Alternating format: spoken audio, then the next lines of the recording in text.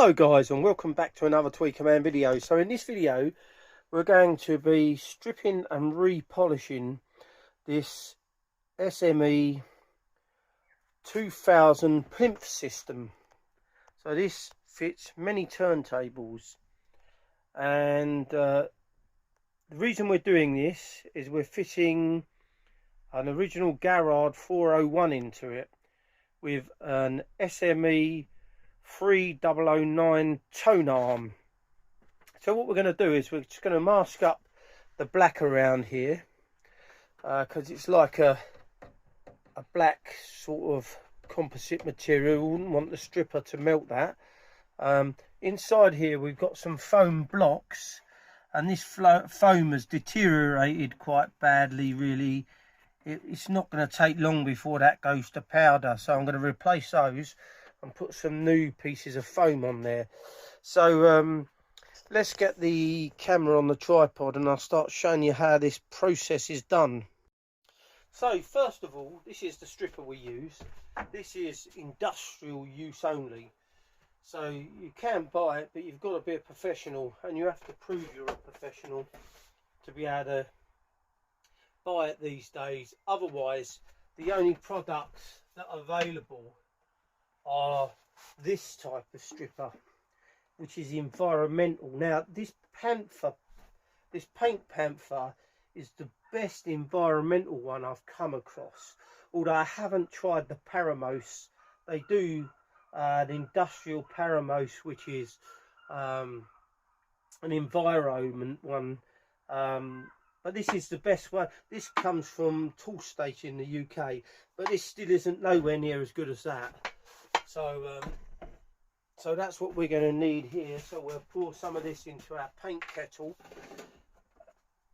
You're also going to need some wire wool. Now I use these mixed fibre brushes. I've got a brand new one here. So this is what is a polishing mop. I use the old ones when they get knackered for putting stripper on, because if you use one of these plastic type brushes like that, it just melts it. Or you could use a pure bristle brush, which is quite good. So what we want to do now is we want to just start masking up. Let's put this onto the floor. We've got to strip this little edge around here and down the sides as well. So what we want to do first is we want to just mask up this edge to here, so nothing goes over this black, because we don't want anything ruining it.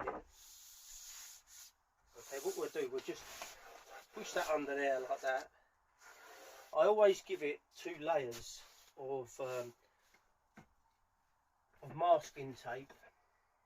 That would be good if I could find my knife now. 1 second.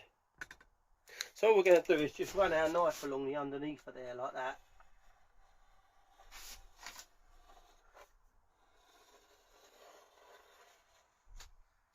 And then that should just sort of peel off. There we go, leaving a little bit of tape along the edge there. So I want to give it 2 layers of tape, because we don't need anything, as I say, any paint stripper ruining the black plastic, because that type of stripper, it just melts plastic. So what I'll do is I'll go round and mask all this edge up first, and then I'll be back soon to show you what it's like. So I've now masked up the black plastic strip that goes around it. Okay, so we're going to put this onto the floor for a minute, just to put that down there. And now this one here, this is the top part. I'm going to have to mask these up because I can't get them out. They seem to be connected, and they're just not coming out. So what we'll do is we'll just mask these up just a couple of times round. Helps the stripper not to melt. Just twist that top up like that. quite easy to do. I'll do another one and then there we go. Take that round like that.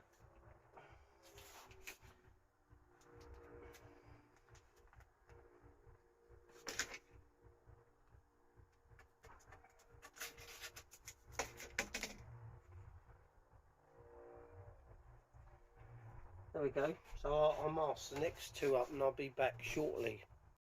So here we have the knobs masked up. Now what we're going to be doing is putting a glove on. Now you have to really do this in a very well ventilated area. So I've got the door open in here because this stuff is pretty potent. And let's see if we can bring the camera forward to show you a bit better. So we're going to, this is the stuff in here, you can see it. It stinks, this stuff does, and it's gradually erodes your brain cells over a period of years. Sorry. It will gradually kill you. Long-term effects, brain loss, can cause cancer. So I think I've probably had it by now anyway, if that's the case. I've been using it for donkey's years. Right, so we want to get the stripper all round. Now this stuff is the best you can buy. They banned it. You can't buy it in a DIY shop anymore. As I said before at the beginning of the video, it's industrial use only. And don't ever use it in a confined space. So back in the day, when it wasn't banned and there wasn't too much information on it, I would strip cabinets in the inside, and you just, in no time, just glue sniffing is nothing compared to this stuff. This gives you a very sick, horrible feeling. But it's the best you can use. Anything else is just rubbish. The problem with veneers is you can't really sand veneers, the lacquer off, because you've got to be careful you don't cut through the veneer. So you have to take it off with stripper first and then give it a light sand afterwards.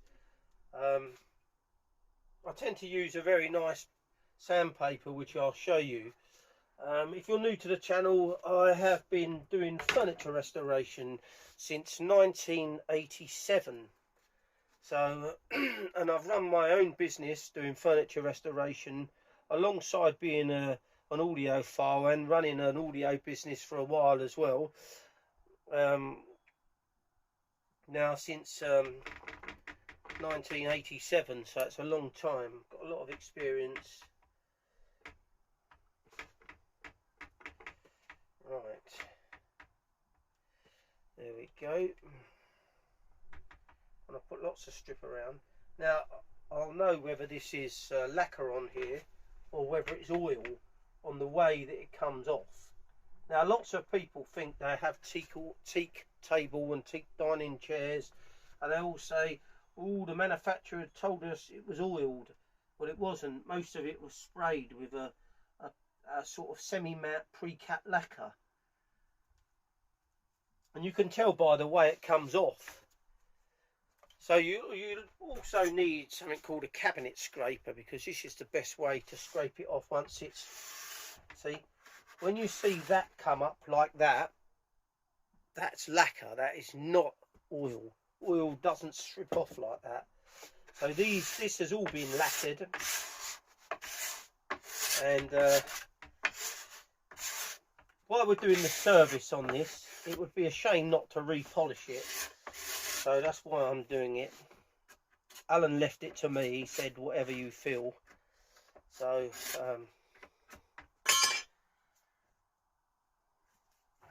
so then you put some more on there. I'm just going to show you this part on how to do it, then I shall crack on and come back and show you what it's like once it's stripped. Because it will speed the process up of the video. I'm not wearing a mask at the moment to do this because I'm talking on camera. So as soon as I come off of here, I will be putting a respirator on to do this. So this is very quick, this bit. It's not going to affect me that much. Back in the day, I never wore a respirator, and bad things are probably coming to me in the future, but there we go. We've all got to go with something. So I'm a very positive person. I'm not really... Right, anyway, enough of that. This is our wire wall now. So this is like a medium grade, grade 3. Medium to coarse. Now I'm not worried about going across the grain at this point, because we're going to lightly sand it after with a detailed sander. You may need to give a couple of coats of this stripper to get the finish off, the old finish, which, as I say, is a pre-catalysed lacquer, which is a single pack. It's not a 2-pack, because 2-pack wouldn't come off as easy as this. It would be pretty tough.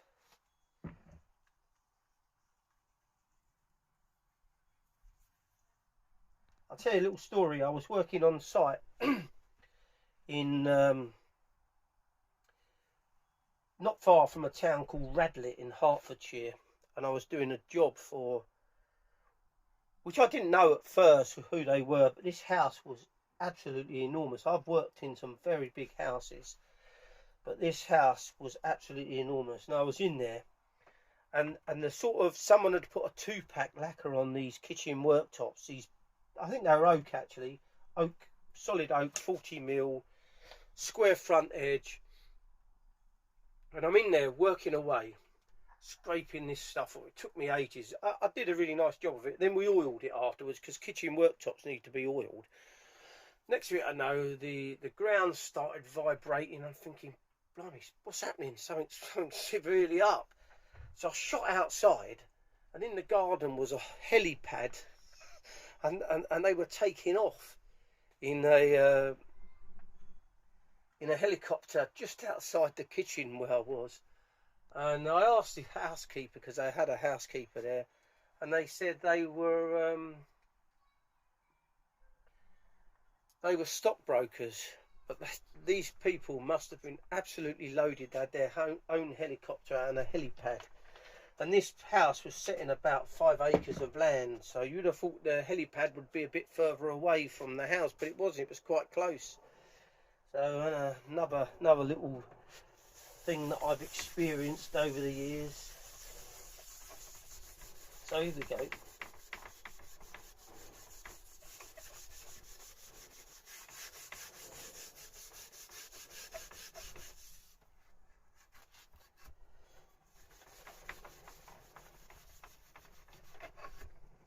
Right, we're getting there slowly with that. Still feels like there's a little bit extra on the surface still there. So you just keep going until you feel that there's nothing else coming off. And the problem with veneer is it can, well, it's like any wood, it fades in the sunlight. So what happens is, the proper words is, it oxidizes in the light. Okay, so what you have to do is you have to strip it back and then lightly sand it to reveal it's a bit like T-cut in your car in a way. When your car fades, and you use some rubbing compound on it to bring the colour back. Now reds are the worst ones to fade. Anything red, that's why teak fades, because it's like an orangey colour. Right, that's virtually all off of there now, so I'll show you this close up. So if you've got a plinth, it doesn't have to be this plinth, it can be any wooden plinth, and it's looking pretty tired, but it mustn't be a plastic wrap like a wood grain effect. It would just melt if you tried to do any work on that. So here we go, that is it stripped off there. You can see the difference there compared to what it was up here, and you can still see the fade in there. See that line? So what we're going to do is sand that back after we've stripped it, and I'll show you what it looks like, because we may not be able to get rid of that totally, because the veneer is probably about 0.5 of a millimetre. It could be even less than that, so you haven't got a lot of scope to sand. So I'm going to crack on with this now, and then I'll be back shortly to show you what it looks like once it's finished. So I've finally finished stripping it. There you can see it's all stripped back nicely now. And this is the paper that I use to sand up. This is sanding by hand. This is Mercer Gold Flex Soft, sorry. So I use two different grades. I use 180 and then 240. So let's show you how to do this. I mean, it's pretty self-explanatory. So you can see where it's faded down there. There's quite a bit of a fade down the side there. You probably see it better when it's like that. And where the old tone arm was there, there's fade in there. Not that that matters. It's going to be covered up anyway. But what I do is I don't mind going across the grain to start with, because this stuff really cuts in nice. Gives you a very nice finish.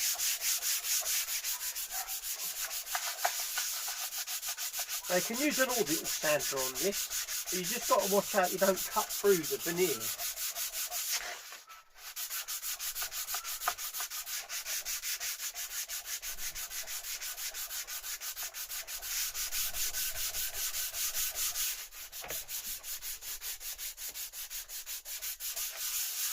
You can go in circles as well with it.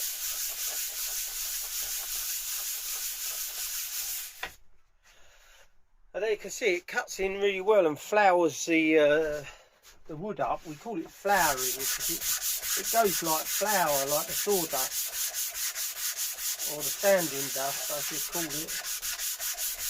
So even now, when you sand this right down like that, you've still got some fading going on.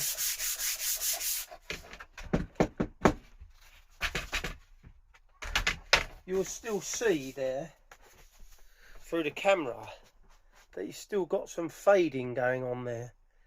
It may not go, being veneered of course you can't really get rid of every, because there's only so far you can sand without it being going through the veneer. But you get the gist of it. So I'll carry on with that and I'll be back shortly. So I've finished stripping the top part of the plinth, and you can still see, and I've sanded it as well, and you can still see fading slightly different colours.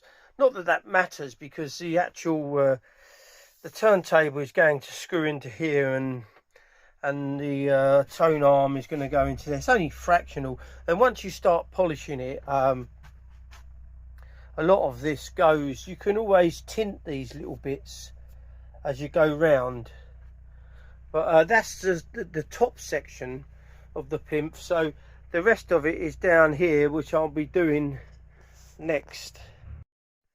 So we've now stripped the top part of the plinth, and now we're going to do the main body.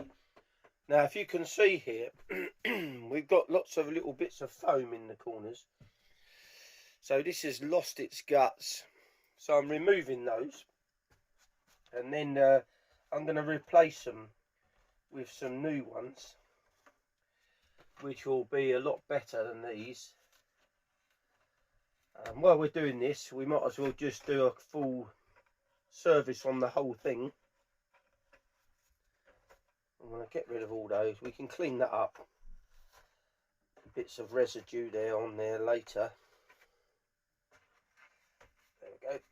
So we need to keep these, or one of them at least, just so we get the right size that we want. We'll put them to one side for now.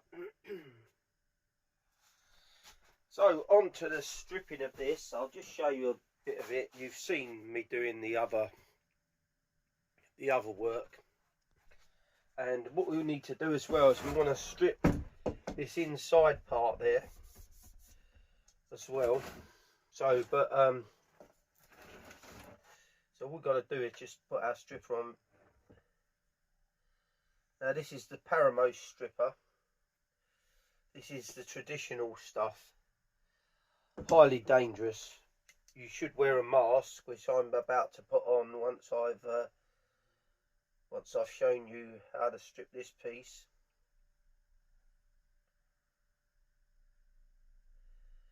Right. Try not to get it dripping over the edge and going on to this.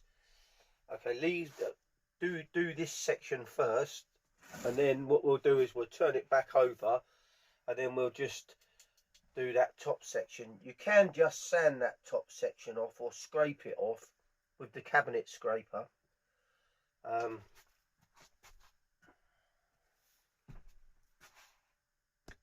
So if you're ever stripping anything, a cabinet scraper, just a flat piece of metal. Now you can get these in all different shapes. You can get a gooseneck one and all sorts of other types, so you can get in and out of mouldings.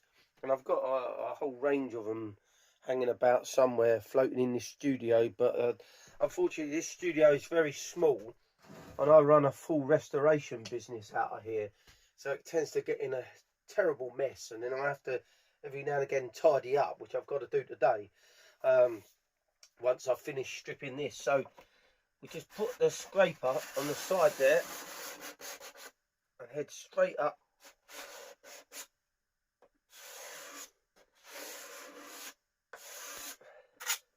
See there, you can see that now.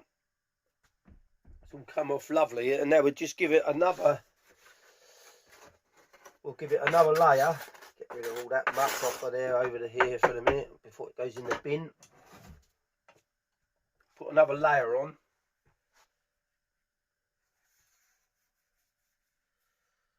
Again. Now I can already feel this stripper affecting me slightly. If you don't wear a mask, it gives you a sense of being drunk. It's no different from any other chemical abuse, like glue sniffing or anything like that, which is seriously bad for you. So I tend to just buy my wire wool from Screwfix here in the UK. It's just round the corner from me. I used to buy it from my polishing supplier, then I'd run out and I weren't ready to order anything else, and it's no point ordering a couple of rolls, so I just nip round there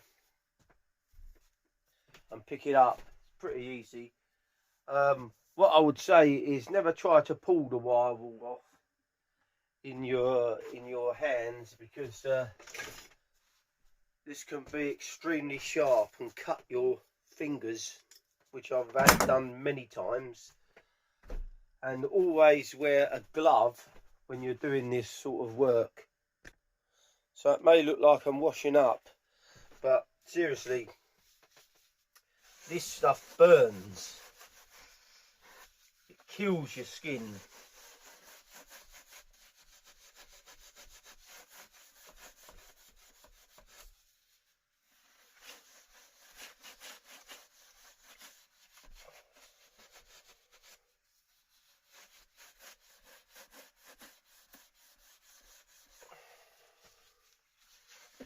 There we go, get right into the corners.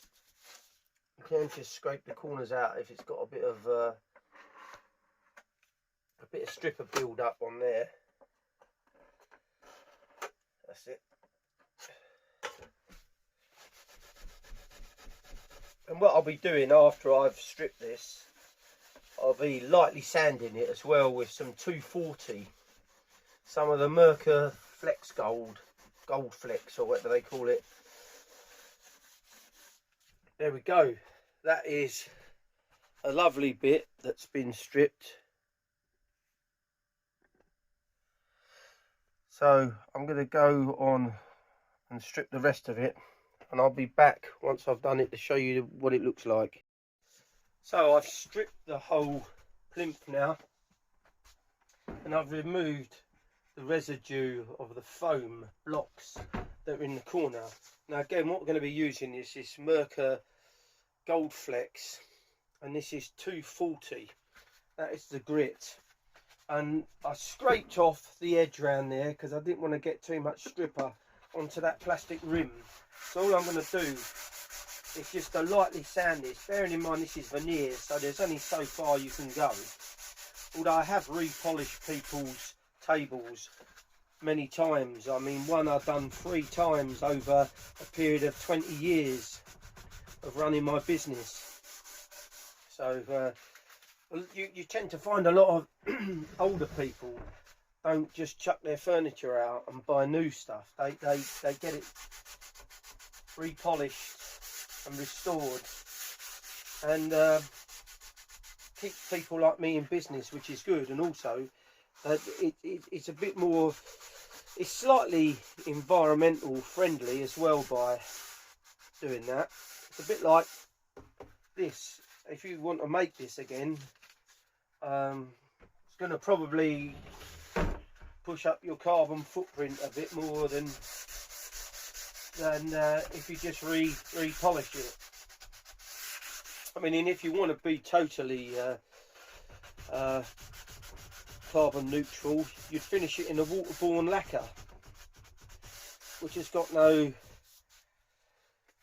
what's the words? I can't think now. But you know, the fumes that come off of the product that you're using, the lacquer, and also, as I showed you earlier on, the environmental friendly paint stripper. So you just go around and give it a light sanding, the same with this, just to smooth the surface up, to take away any of the scratches that the wire wool puts into the wood. I mean, it's very minimal, but it just smooths the grain down, and then it gives you a lot smoother finish at the end. I mean, my finishes tend to be smooth as silk. They are so good. I've been doing this a very long time, since 1987, which is a long time doing the same job. There we go. So what I'll do is I'll crack on and carry on sanding it, and I'll be back shortly. So I've now finished stripping the plinth. So this is in its raw form. Looks very nice. If you look on the corners there, there's a very slight wear through on the veneer. This tends to happen, so I'll be painting that in. You won't see that. That'll be perfect. So I always like to pick up on faults and bits. Yeah, so let's get the camera back on the tripod, and I'll show you how to start finishing this. So this is the polish that I'm going to be using. It's a special tabletop polish, which is really hard wearing. It's a traditional polish, but instead of having, it's got some shellacs in it, but it has shellacs and resins in alcohol. This is from a company called W.S. Jenkins that are based in London, in Tottenham. It's right near the Tottenham Hotspur Stadium, the new one. So I'm nearly run out of this. I've got to get some more. So we're just going to put the polish in there. And what I've done is I've just got a piece of stockinette rag here, which I've cut off the roll. Okay, and you just roll it into, just fold the corners in and make it into a pad, like so. Remove that away from there, and these away from here. And what we're going to do, as you can see now, I'm going to start from the inside area here. We're going to apply a coat of polish around the edges there. Push it right into the corners, so you make sure you get the polish right into the corners there.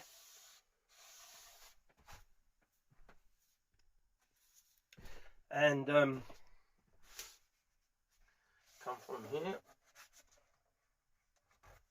Don't worry about overlapping the polish.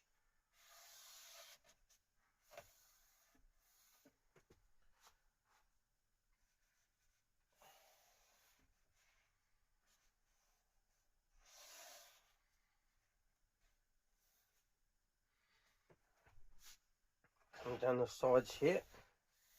You see the difference in colour now. You've got that nice orangey teak colour coming out. Okay, you can put that inside there for the minute.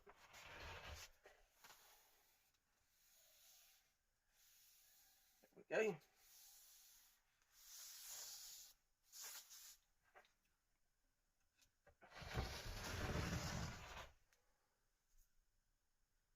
Now, if you're new to this channel, as I said before, if I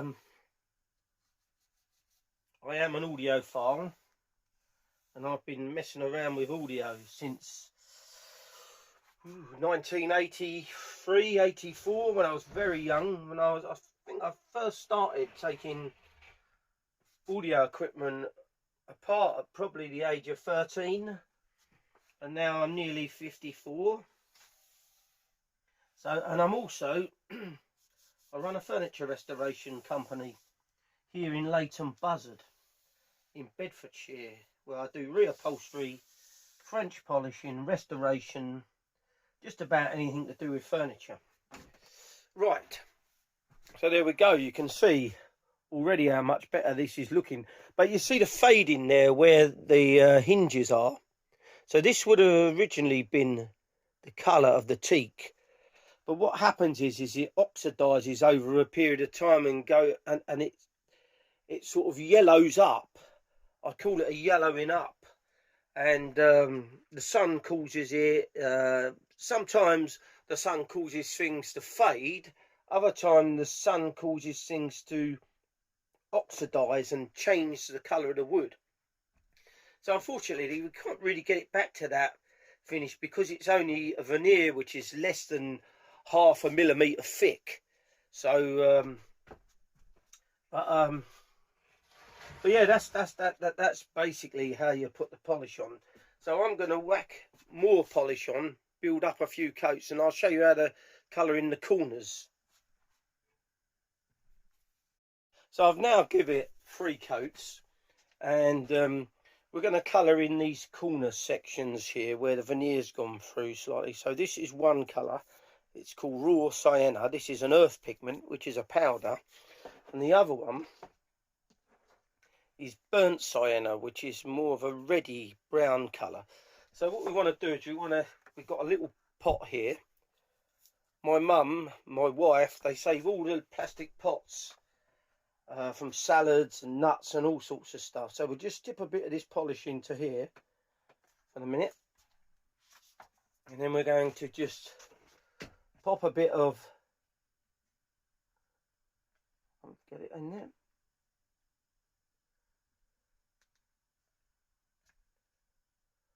Pop some of this into here, like so. Give it a mix up. So you see that's not far off of that colour already now. See it in there? Just needs a very slight hint of red into it. So there is another red colour that I also have up here, which I'll show you now,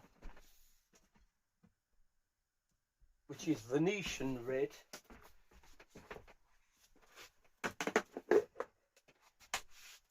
Which is a slightly redder colour. You see, the burnt sienna seems to be more of a browner red, and this is more of a deep red. So I might try a bit of both on it. So let's just put a little bit of this Venetian red on. You only need a tiny bit on the end of the brush just to start altering the colour. So you can see it there already. Give it a good mix up. Now sometimes if you get too much, it will change the colour and make it too too red looking. So we need to then put some more of this in there, just to brown it down again. Right, now I think that's not a bad colour match now. So all we want to do now, I've got some of that on the bench, get that off, is you see where this corner there has got a very slight wear through there. We're just going to touch this in here.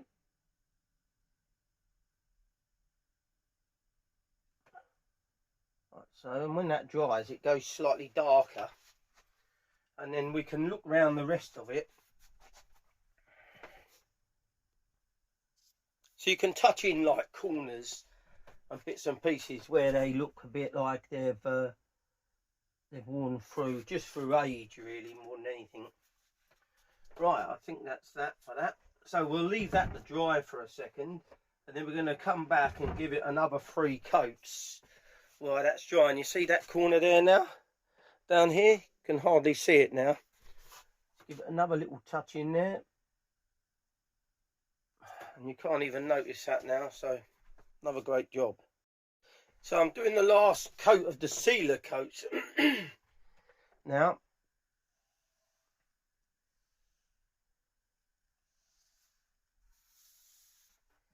So this has now had 6 coats with this coat on. And then I've got to turn my attention to the centerpiece. And we'll just leave this to dry for a few hours. This polish, it dries extremely fast. And the thing is with this tabletop polish from W.S. Jenkins is you have to finish it in a day. So you can't leave it to dry overnight and then come back and flat it back and then give it more coats, because what tends to happen is it embosses.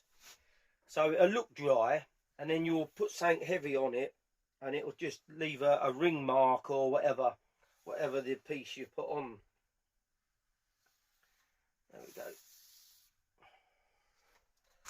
Right, okay, so I'll be back and we'll start doing the centerpiece. So now this is the top plate there with the arm, where the arm goes, and the turntable fits in here. So just going to go across the grain, or go with the grain I should say.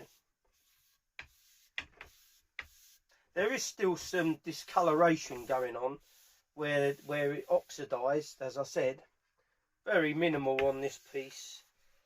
Anyway, those bits will be covered up.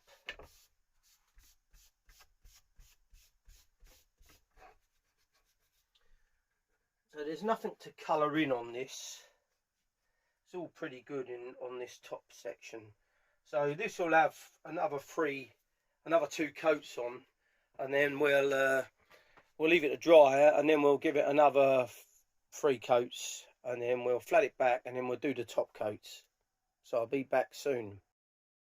I left this to dry for a couple of hours, and now we're going to be cutting it back, flattening it back with this P1000. This is the Gold Flex by Mercer. It's the best paper you can buy.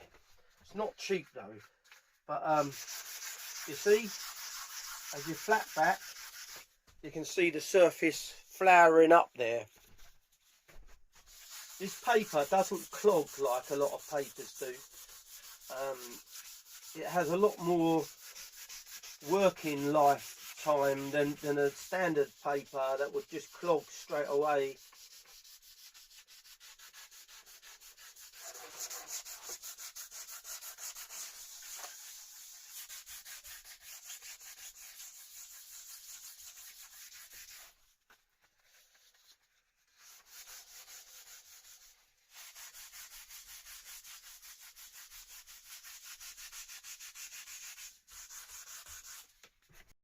So I'm now flattening back the main body of the plinth.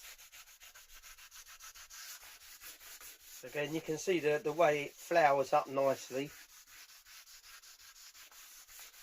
Lift it up and get that lip underneath there. So you can do this with any plinth as long as it's real wood and it's not like a plastic wrap, a wood grain effect. It has to be a proper veneered or solid plinth to do this. There we go. And what this does now is this gives us a super smooth finish to put our top coats on. Okay, and then we do our final flat back with 4 noughts wire wool at the end, which you'll see. So I've now finished cutting it back and I've wiped it all over to get rid of dust, and now we need to give our top coats more of the same polish, but in this case we're going to be watering it down with some methylated spirits just to make the polish flow on smoother. So we needed for it to be nice and thick to start with to help give it a really good coat, and then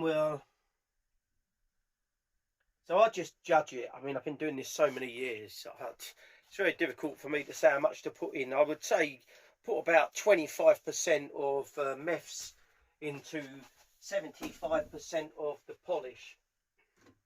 Now this is what I'm using, a rubber,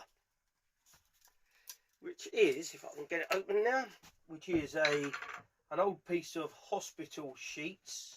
So that's what we get from Morell's, which is one of our polishing suppliers, or W.S. Jenkins. And we need to squeeze the rubber out because I leave it in meths because it helps to keep it moist, so then I can just open it back up again when I come to do my next project. So here we go. This is the rubber, and we're just going to charge it up now with the polish, like so.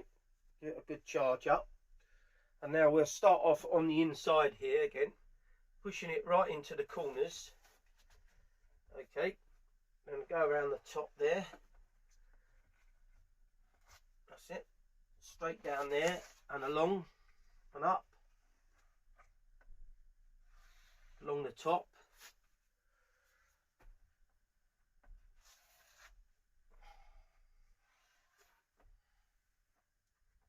Okay. And we come down to the front there. Go with the grain. Now, because this is teak, in the very old days they used to use oil on teak, and you can still do it.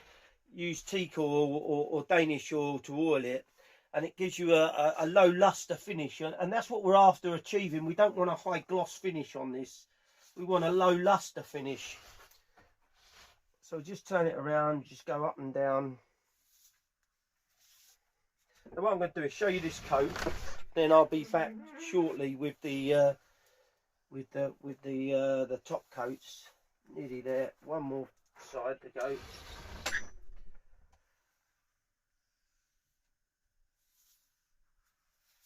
There we go. So I'm going to crack on and build up the polish, and I'll be back shortly. Right, as you can see, there's a nice luster now on the surface. So this is the final coat. So I've built up around about 40 coats on here, ultra fine coats. Okay. And then we're going to leave it to dry now overnight, and then we'll be wire wooling it back to make it dull, and then we'll be waxing it with some wax to bring it up to a satin shine to it. It's a very well, it's more satin semi-matte. What I do is I mix the wax with a bit of white spirit, so the wax doesn't shine it too much, because teak shouldn't really have a shiny finish. It tends to be a sort of semi-matte type finish. So now this is also the final coat on the top part. I'll show you a close-up of it once I've done it.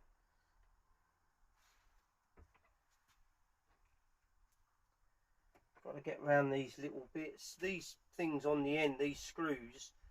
I couldn't get them off, so I've had to leave them on there and mask them up. There's some sort of clip on there that I couldn't get off, so I've decided to leave them, which in a way elevates the top so I can polish it easy. There we go, straight up there.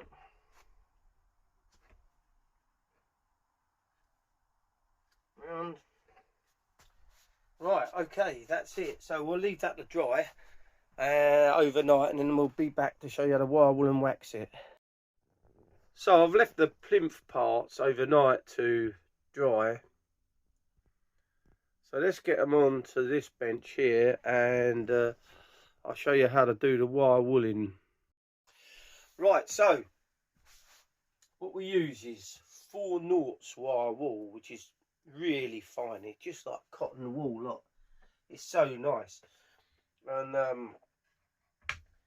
we're just going to take the sheen off of it because it looks too sort of sticky toffee apple. It's not really. You could leave it like this, but I always like to finish it.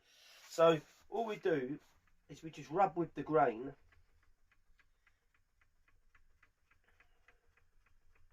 Show you this bit, and then I shall crack on. This really gives it a lovely silky finish as well, because what you're doing is you're cutting it back again, in a sense. I mean, you may think that this is an extremely long process, but it is. But this is a superior finish. This is like the Rolls Royce of wood finishing, French polishing by hand. Okay, you'll get different people have different ways of doing stuff. As you learn your trade, it's like everything else. If you're a plasterer or a bricklayer, you will be very slightly different to other people. As you grow into your trade, you pick up your own little ideas on how to do things, and ways that you like doing it, opposed to other people. You know, some people are stuck in their ways and they don't like trying new ideas. Well, I experiment a hell of a lot to try to achieve the best possible finish I can get. And as I say, I've been doing this a very long time now, since the late 80s. So I shall show you that close up now, and then I'll crack on with the rest of it. So there you can see it's dulled down, but it won't stay like that because we're going to add wax to it a bit later to buff it up. And the colour will come back again, because it looks like the colour's faded there, but it isn't. It's just because there's dust on the surface of it from the wire wool cutting the polish. So I'm going to crack on and knock the rest of it out, and then I'll show you it once it's done, and then we can wax it. So I've now cut it all back, and now we're going to use some wax. And as I say, with a teak finish, with a teak veneer, you don't want it to be too shiny. So what we do, we just use some brown wax here. Okay. Get it onto the surface a bit. Give it a good buffing up first. Get right into these corner bits.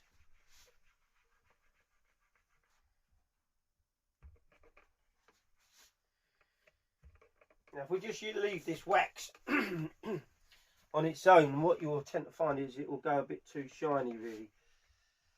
So what I want to do is add a bit of white spirit to the surface. This is just a method that I use.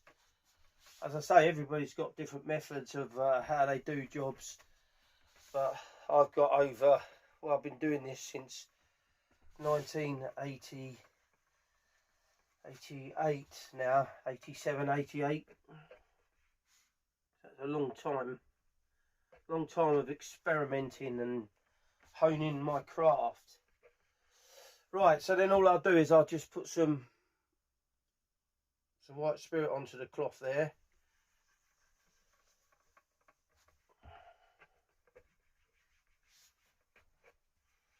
Now this is traditional polishing, this isn't spraying.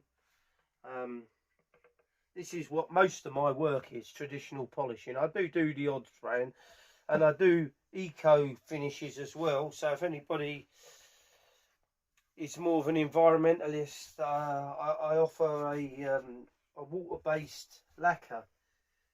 It's basically a floor varnish. So I only tend to use the single pack ones. You can get some 2-pack ones, but the problem with a 2-pack is you have to have a cross linker. So you mix a cross linker in with the lacquer, and then you only have a certain amount of time to get it on the surface, and you only can mix up what you need, because otherwise if it goes off, the finish will go like crazy paving on the surface. Give this a good buffing in. You can go across the grain, it don't matter, circle motion. Move the cloth around a bit.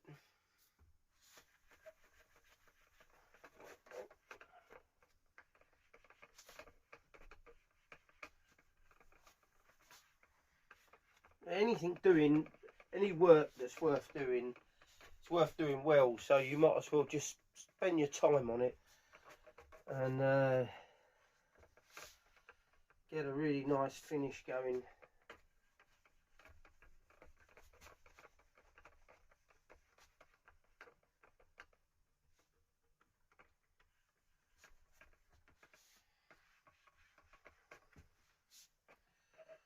Right, now I'm going to use a fresh piece of cloth and do a final buff.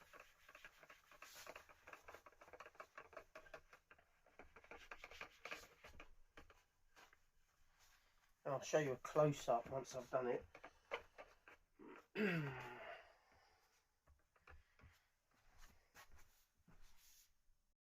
So I've finished buffing it. We've got a really nice sort of satin, semi-matte, well, it's more of a satin finish. It's extremely smooth, it's lovely and silky. So that's the top part. So now I've got to turn my attention to this part. So I shall do a little bit on it to show you first, and I shall crack on because these videos get extremely long. So this is the main body of the plinth. So we're just going to wire wool the inside of that to show you how to do it. Now you can use, the thing is with traditional polishing is you get dust that settles in, and we're not doing it in a spray booth or anything. So you can give it a very light sand with the well worn 1000 grit first, just to cut out any little bits of dust. I mean, I usually use another word for it, but it's a bit rude for this job. Anyway, there we go. We'll just wire all that again. And when you get to the corners, you can go across the grain in the corners there. And then all you do is you just, once you've come across the grain, sort of feed it in.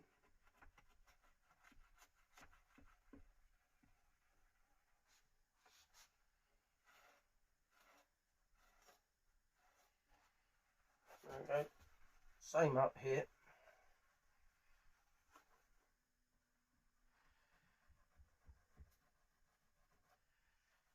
It's got a lovely lid to this, as I showed you in the previous video, which I'm going to show you how to buff up in another video. I thought that this video will just drag out so long. This is probably going to go on for an hour or so anyway, just to do this piece, to do this video on this. Right, so we've wire-wooled the inside of that bit down, so I'll crack on with the rest of the body of it, and I'll be back once it's done. So I'm removing the masking tape from this black edge. Problem with masking tape is you don't want to leave it on there too long. You can get low tack masking tape, which is the best stuff to use if you want to protect the surface. Because the problem with normal masking tape, which is a bit stupid really, but it's if it's left on too long, it will leave sticky residue behind. Right, so that's all off. So I've now finished the polishing of the plinth. Now this had foam blocks in the corners there that had deteriorated, so I've cut some new foam blocks here, and we'll just take that up there a bit further so it's a bit away from there, and we're just going to use some spray adhesive to glue them on. So we'll just put a little bit of a glue over there like that, and then we'll just stick it on.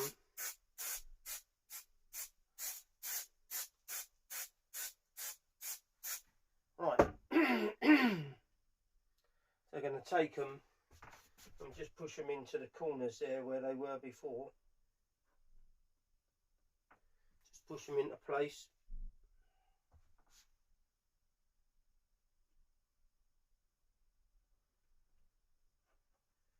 I'll show you this in a minute. I'll come over to here. You can see where the blocks are going into the corners there. Okay, put the other ones on now.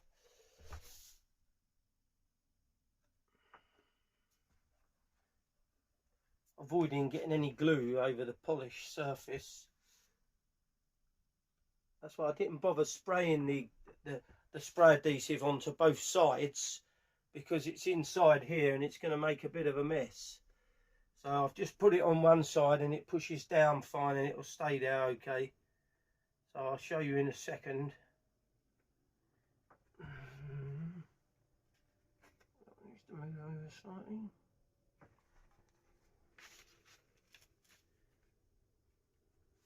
Right, this one here.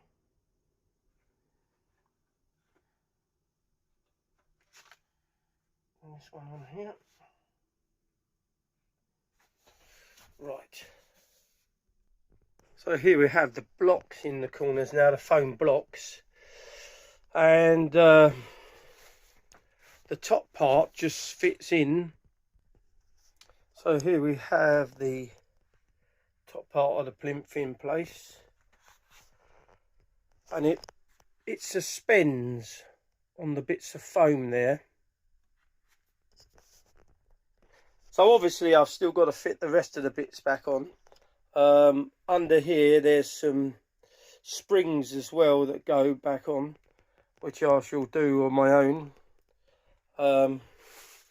Yeah, I hope you like this video. It's taken a while. It takes all these repolishing videos take a while, so I think that's it. So thanks for watching another Tweaker Man video. If you're new to the channel, don't forget to subscribe.